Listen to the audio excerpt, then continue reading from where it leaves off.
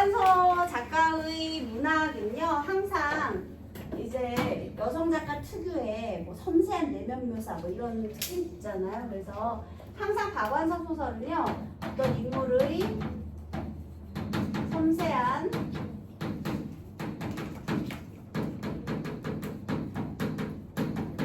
내면 심리가 잘 드러나는 그런 작품들을 썼습니다. 그런데 있잖아요, 우리 소설의 시점 중에서 인물의 내면을 가장 잘 드러낼 수 있는 시점이 뭐죠? 1인칭 주인공 시점이거든요. 왜냐면 내가 내 마음 제일 잘 아니까. 그래서 보통 이 섬세한 내면 묘사를 위해서 1인칭 주인공 시점이 많이 사용돼요. 작품 속의 서술자가 본인이 본인 얘기를 하는 거죠. 그래서 이것도 역시나 박완서 소설답게 1인칭 주인공 시점에서 본인의 내면 심리를 잘 드러내게 됩니다. 그래서 우리 심리에 초점을 맞춰서 한번 잘 읽어봅시다. 여기에 보기가 있어서 먼저 읽어볼게요. 309페이지 보기. 도둑맞은 가난의 배경인 1970년대는 아하, 이놈 소설은 1970년대를 배경으로 하고 있구나. 경제가 성장함과 동시에 빈부격차도 점차 확대되는 시기였다. 70년대의 빈부격차 문제, 얘를 배경으로 하고 있구만 이네요. 이 시기에 빈곤층은 열악한 삶의 조건 속에서 기본적 생계를 유지하는 것 자체가 힘든 일이었다. 그렇죠. 한편 일부 부유층은 물질 만능주의에 사로잡혀 인간적 가치를 망각하기도 했는데, 때로는 그들의 이러한 태도로 인해 최소한의 자존감마저 훼손된 빈곤층이, 뭔지는 모르지만 부유층과 빈곤층의 문제인가 보다, 이 소설이 라는 걸 알 수가 있죠.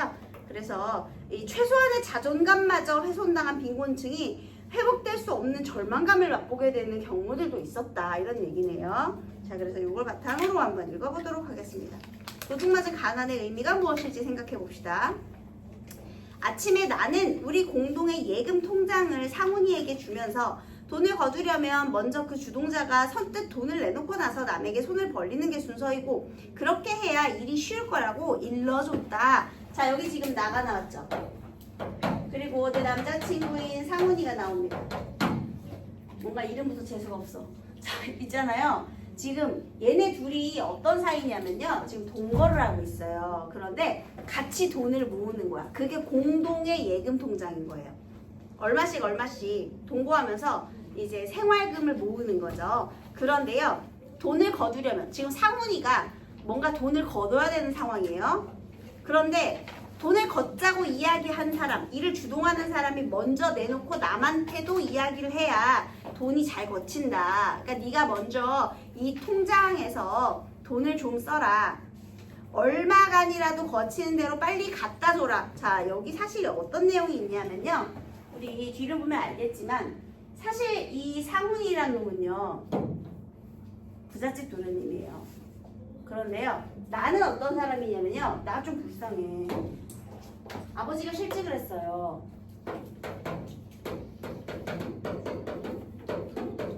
왜냐면 회사가 폐업을 했거든요. 그러면 이제 돈을 벌 수가 없잖아. 그래서 우리 엄마가요, 나의 엄마가 친구한테 돈을 빌려갖고 아빠한테 사업을 해보라고 했어요. 그래서 실직으로, 왜냐면 회사는 폐업했거든요. 실직 그 플러스 사업도 실패해요. 그래서 이제 월세방으로, 단칸방으로 우리 가족들이 다 이사를 가게 되는데요. 가난을 견딜 수 없었던 엄마가 극단적인 선택을 하게 됩니다. 바로 70년대에 자살하는 방법, 이 방법이 되게 좀 그나마 널리 있었는데, 혹시 뭔지 아시나요? 먼 가스를 마시고, 연탄 가스를 마시고 온 가족이 다 죽은 거예요. 누구만 빼고 나만 빼고. 그래서요, 이 사업 실패로 집안이 몰락했거든요. 아버지가 실직해가지고 엄마가 돈을 빌려서 또 사업도 실패하고, 그래서 집안은 몰락했고요. 그 다음에 연탄가스로 온 가족이 자살로 생을 마감하게 돼요. 다 죽었어.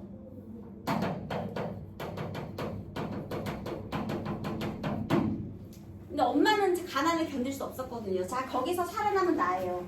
그러니까 여기서 있잖아. 내가 어떤 인물인지를 이해해야 그 뒤에가 좀 더 공감이 되거든요.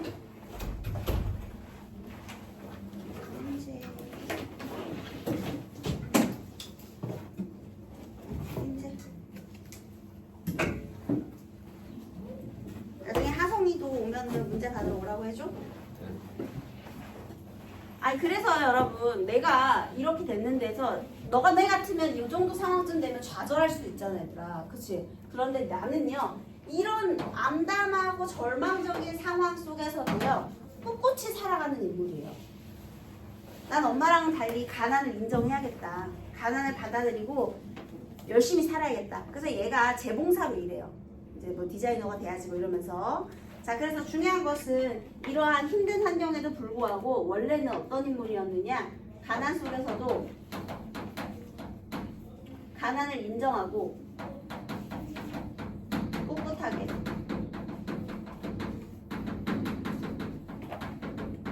살아가는 인물이에요. 그래서 어쨌든 상훈이랑 같이 공동의 예금 적금 통장을 만들었다는 것 자체도 뭔가 살려고 노력하는 인물이잖아요. 그죠? 현민아 일어나. 좀 차려. 자, 그런 다음 얼마간이라도 거친 대로 빨리 갖다 줘라. 그래서 공장에 나와서도 뭔가 좋은 일을 하고 있다는 걸로 온종일 마음이 흐뭇했다. 여러분 그리고 심지어 있잖아요. 이렇게 힘들게 먹고 사는 와중에도 나는 나보다 형편이 더 안 좋은 폐병 걸린 공장 동료에게 이렇게 도움을 줄 수 있는 마음의 여유를 가진 따뜻한 사람이에요. 그래서 마음이 처음엔 흐뭇합니다. 내가 살고도 남아 남을 돕는다.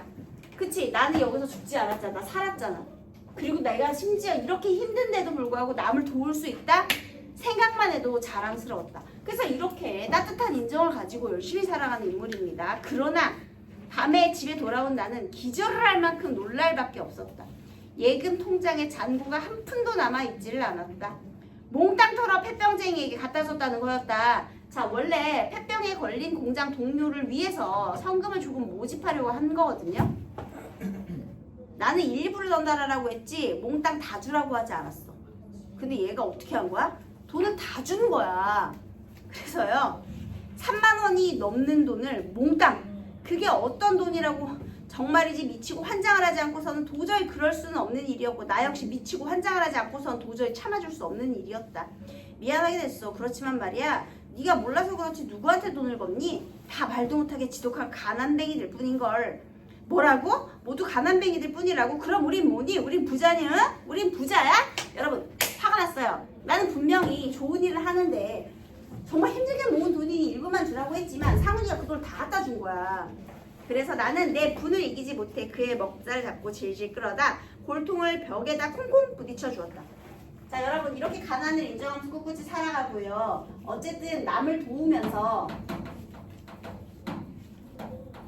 살아가잖아요. 자, 처음에는 흐뭇하고 자랑스러웠어요.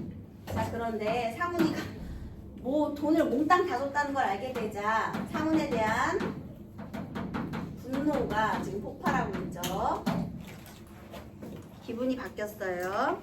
네, 그 다음에요. 그의 멱살을 잡고 골통을 벽에다 콩콩 부딪혀 줬다. 머리까지 막 이렇게 약간 폭력적인 행동이 나오고 있죠.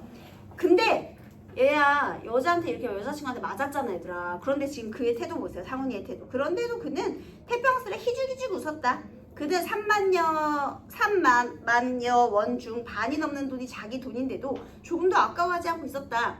그러니까 이 돈이 다 내 돈이냐? 아니 우리 공동의 통장이잖아. 그러면 그 3만 원 중에 절반은 지 걸 거 아니야.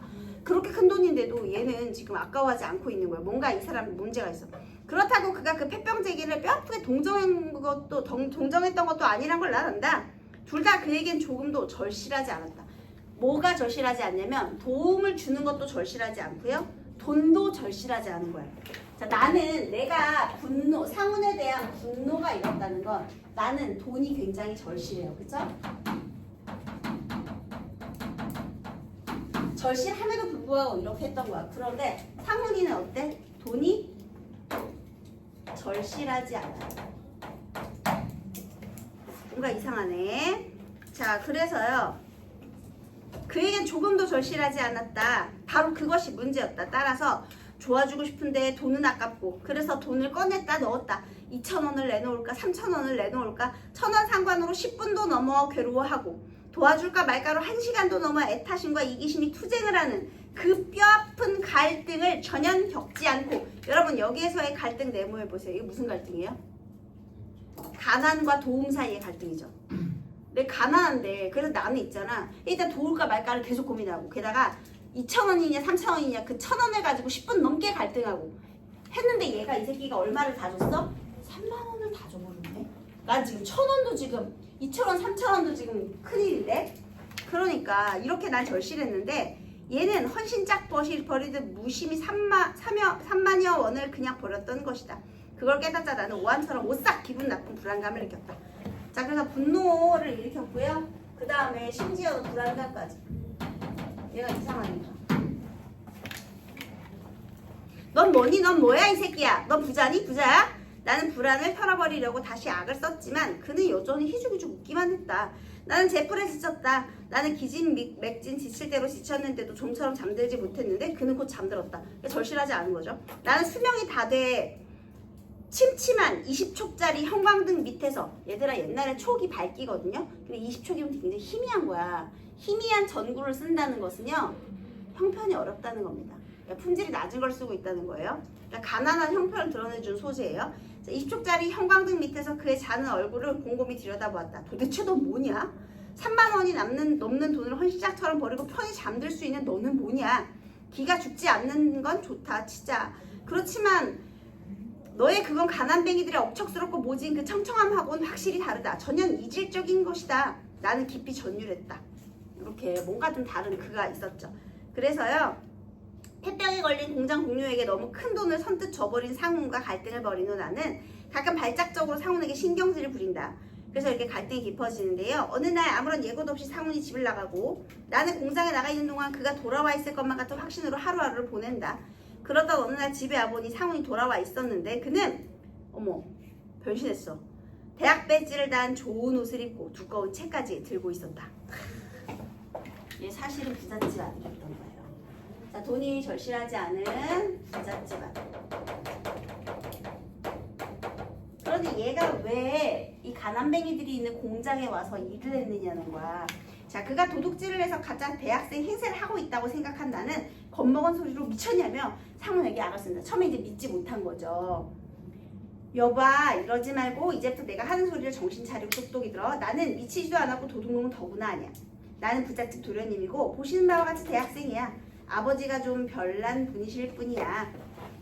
아들 자식이 너무 고생을 모르고 자라는 걸 걱정하셔서 방학 동안에 어디 가서 고생 좀 실컷 하고 돈 귀한 줄로 좀 알고 오라고 무일푼으로 나를 내쫓으셨던 거야. 알아듣겠어? 여러분 얘가 왜 가난뱅이 행세를 했어요? 너무 어려움을 모르고 자라서 고생 좀 해보라고 아빠가 내쫓았대요. 그래서 어떻게 그걸 알아들 수가 있단 말인가. 자 그러면 이렇게 무슨 취미생활을 하듯이 가난한 생활체험? 무슨 체험 지금 학습 온 거야? 지금 이 상훈이 흥미거리로 가난뱅이 생활 체험을 하러 왔다는 얘기를 나는 알아들을 수가 없는 거죠. 공감이 전혀 안 돼. 어떻게 그걸 알아들을 수가 있단 말인가. 우리 어머니는 부자들이 얼마나 호강들을 하며 사나에 아는 척하기를 좋아했었다. 세상에 돈만 있으면 안 되는 게 없고 못하는 게 없고 인생의 온갖 연락이 돈 주위에 알량을 떨며 모여든다고 했다. 그렇지만 가난뱅이 짓을 장난삼아 해보는 부자들에 대해서는 들은 바가 없다. 여기 가난뱅이 짓을 장난삼아 해보는 부자들 여기다가 줄 쳐주세요. 여러분. 정말 못 인정하죠. 얘네는 이거 생존의 문제거든요. 근데 지네들은 흥미거리로 이 생활을 여기고 있잖아. 유흥거리로 하나에. 만약에 너네가 반대로 나의 입장이었다고 생각해보세요. 이게 얼마나 치욕스러운 거야? 내 자존감을 다 박살내는 거잖아. 나 이렇게 열심히 살고 있는데. 그게 얘네한테는 하나의 유흥거리라는 거 아니야. 그쵸? 그래서요. 자 여기에 요 부유층이 얼마나 우리 이 인간성이 지금 이렇게 물질 만능 주의에 사로잡혀 인간적인 가치를 망각했다 이런 표현이 있었잖아요. 그래서 부유층 지금 상훈이로 대표되는 부유층 물질 만능주의. 그래서 그래서 인간적 가치를 망각했다. 이걸 알 수가 있죠. 그 다음에요. 우리 아버지는 좋은 분이야. 요즘 세상에 보기 드문 분이지. 자식들에게 호강 대신 여러 가지 어려움을 겪게 하고 싶으셨던 거야. 덕택에 나는 이번 방학에 아주 소중한 경험을 할 수 있었지. 소중한 경험은 뭐겠어? 가난뱅이 체험이에요, 여러분. 그래서 돈 주고도 살 수 없는 귀한 경험들이었어. 얘들아, 귀한 경험으로 여긴다는 건 이건 유흥으로 여긴다는 거야, 얘들아. 그래서 참 생각난다. 인형옷 만드는 집 아줌마가 텔레비전 연속곡 얘기를 하면서 재벌의 아들이 인생 공부 삼아 물장사인가 뭔가 하는 얘기를 하던 것이 생각난다. 아무리 연속극이라지만 구역질 나는 얘기라고 생각했다. 도대체 가난을 뭘로 알고 지네들이 희롱을 하려고 해. 부자들이 제도하고 무슨 짓을 하든 아랑곳할 바 아니지만 가난을 희롱하는 것만은 용서할 수 없지 않은가. 그래서 여기서 또 이 얘네들이요, 부잣집 아들이 가난을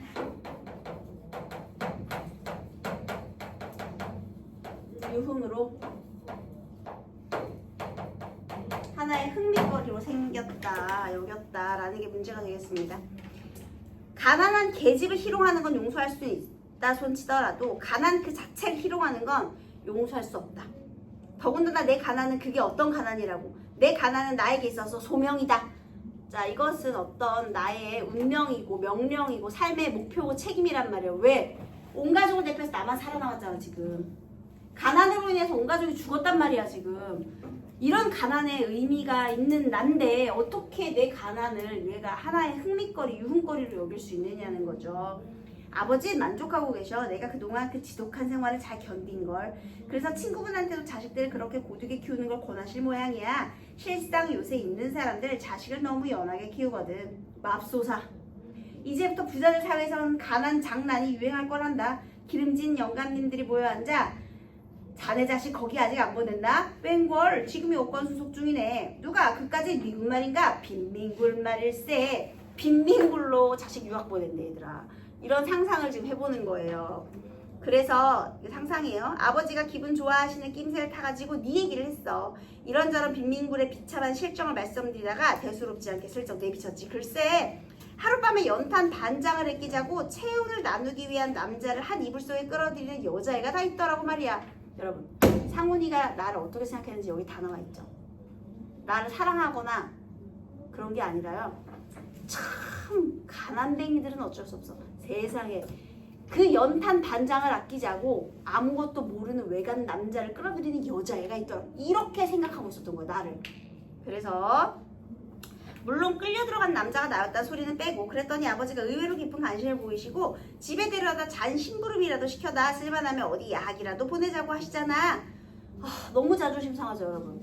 그러니까 지금 이 남자는 내가 너한테 선심을 베풀겠다. 내가 아빠한테 이렇게 힘들게 사는 가난뱅이 여자애가 있더라라고 얘기를 했더니 아빠가 그럼 우리 집에 심부름꾼이라도 좀 쓰자. 뭐 쓸만하면 저기 공부도 좀 시켜주고 이런 얘기를 선심 쓰듯 했다. 너한테 좋은 기회 아니냐. 얘들아 이거 너무너무 자존심 상한 일이죠. 그죠? 이 기회에 이런 끔찍한 생활을 청산해. 결국 봐봐. 얘가 가난을 지금 이 나의 생활 내가 이렇게 꿋꿋이 살아가고 있는데 이것을 얘가 뭐라고 하는 거야? 끔찍한 생활이라고 표현했죠. 결국 이 상훈이에게 있어서 이 가난은요 끔찍한 생활이었던 거예요. 그래서 나의 삶인데 나의 삶은 끔찍한 생활.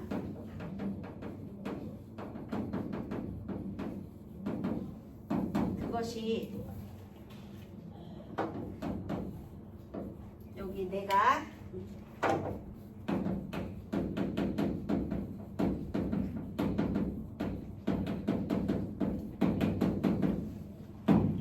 난 나름대로 꿈을 키워가면서 없는 살림에 돈도 모아가며 최선을 다해서 살고 있었는데 상훈이에겐 그저 끔찍한 가난이었던 것 뿐이에요. 너무 자존심이 상합니다. 그러면서 이건 끔찍할 뿐더러도 부끄러운 생활이야. 자, 끔찍한 생활이고 부끄러운 생활이래요. 부끄럽고 끔찍한 생활이다라고 얘기한 거야. 연탄을 아끼기 위해 남자를 끌어들이는 생활을 너도 부끄러워할 줄 알아야 돼. 그러면서 아니 얘가 설마 연탄을 아끼기 위해서 아무 남자나 끌어들였겠니 얘들아? 아무리 그래도 물론 남자와 같이 살면 연탄을 아낄 수 있기 때문에 동거를 선택한 이유 중에 하나는 될 수 있어요, 여러분. 그렇지만 그게 전부는 아니었을 거 아니야. 상훈이한테 인간적인 호감을 느꼈으니까 겸사겸사 이런 좋은 점도 있고 이렇게 해서 된 거지, 그 동거가. 그치? 여자가 단순히 이 연탄 아끼자고 아무 남자나 끌어들였겠니, 얘들아? 근데 이건 정말 너무 자존심에 상처를 주는 말이에요, 그죠? 안 부끄럽고 말고 부끄럽다, 부끄럽다, 부끄럽다 반복하고 있죠. 당장 이 몸이 수증기처럼 사라질 수 있으면 사라지고 싶게 부끄럽다, 부끄럽다. 여러분, 여기서 부끄럽다는 건요, 가난한 삶이 부끄러운 거예요? 아니, 내 자존심이 너무 부끄러운 거야. 지금 난 여기서 수치심과 모욕감을 느낀 거죠, 여러분. 넌 나에게 모욕감을 줬어. 이렇게 된 거예요, 여러분. 그래서 결국에는요, 이 모든 걸 다 알고 난 다음에는요, 너무 부끄러움과 모욕감, 수치심을 느끼게 된 거예요.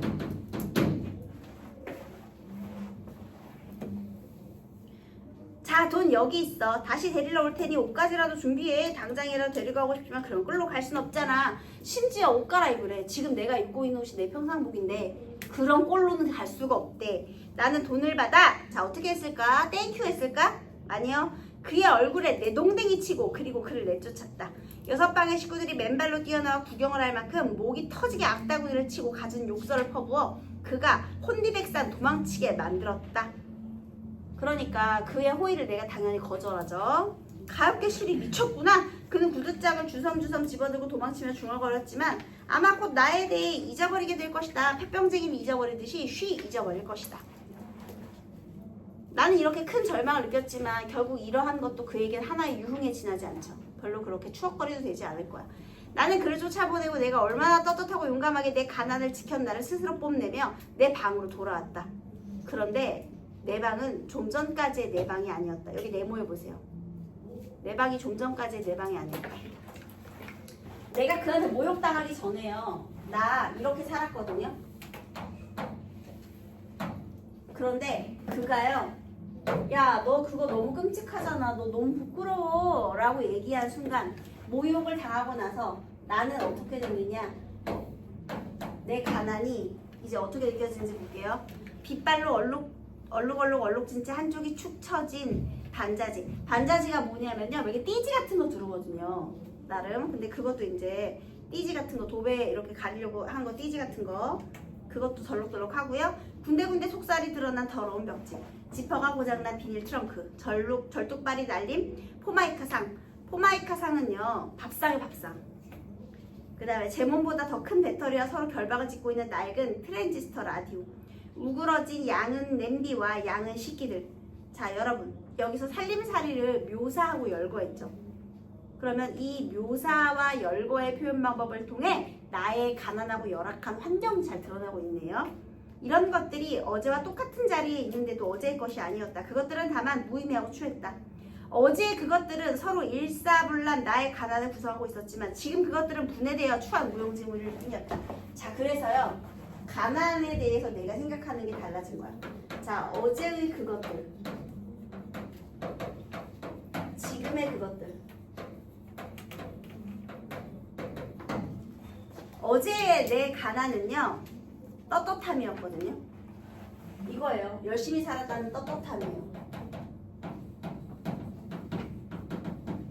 나는 가난해도 떳떳했어.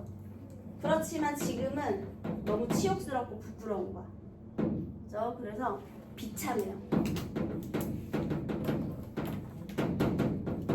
분명히 어제까지만 해도 당당하고 열심히 견뎌내는 내 자신 칭찬해. 난 이렇게 힘들어도 남을 도울 수 있는 착한 마음이 있잖아. 자랑스럽고 흐뭇하고 이랬는데 이 새끼한테 모욕을 당한 이후로 내 가난은 너무나 비참한 생활이 된 거예요. 그래서 판잣집이 헐리고 나면 판잣집을 구성했던 나무 판때기, 슬레이트, 진흙덩이, 시멘트, 벽돌, 문짝들이 무의미한 쓰레기 더미가 되듯이 내 가난을 구성했던 살이들이 무의미하고 더러운 잡동사니가 되어 거기 내동댕이 쳐 있었다. 그러니까 삶이 무의미해졌다는 거죠. 나는 그것들을 다시 수습할 수 있을 것 같지가 않았다. 내 방에는 이미 가난조차 없었다. 나는 상훈이가 가난을 훔쳐갔다는 걸 비로소 깨달았다. 가난을 훔쳐갔다. 무슨 의미가 될까요? 이 가난이 뭘까? 나의 자존심. 그래서 나의 자존감이었던 거예요. 자, 도둑맞은 가난의 이 가난은 뭐냐? 나의 자존감.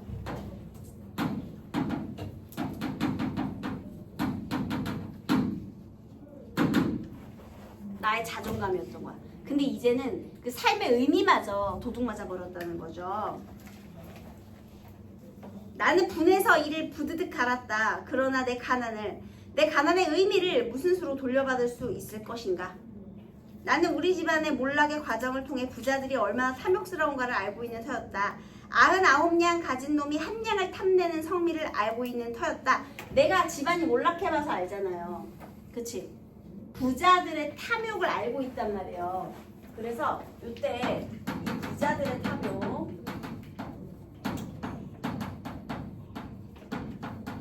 이것을 내가 알게 되었거든요. 이것도 이제 이 세태 비판하는 거죠. 그런데 부자들이 가난을 탐내리라고는 꿈에도 못 생각해본 일이었다. 그들의 빛나는 학력, 경력만 갖고는 성이 안 차 가난까지를 훔쳐다가 그들의 다채로운 삶을 한층 다채롭게 할 에피소드로 삼고 싶어 한다는 건 미처 몰랐다. 나는 우리가 부자한테 모든 것을 빼앗겼을 때도 느껴보지 못한 깜깜한 절망을 가난을 도둑맞고 나서 비로소 느꼈다. 완전 절망감이죠.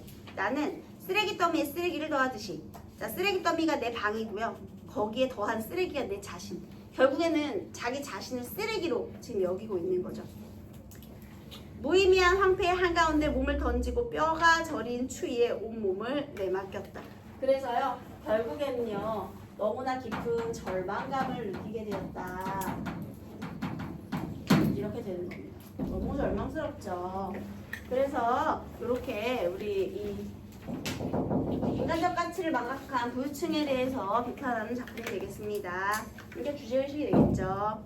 자, 윗글의 서술상의 특징. 얘들아, 박완서의 서술상의 특징이니까 안 읽어보고도 풀 수 있어요. 당연히 정답은 4번.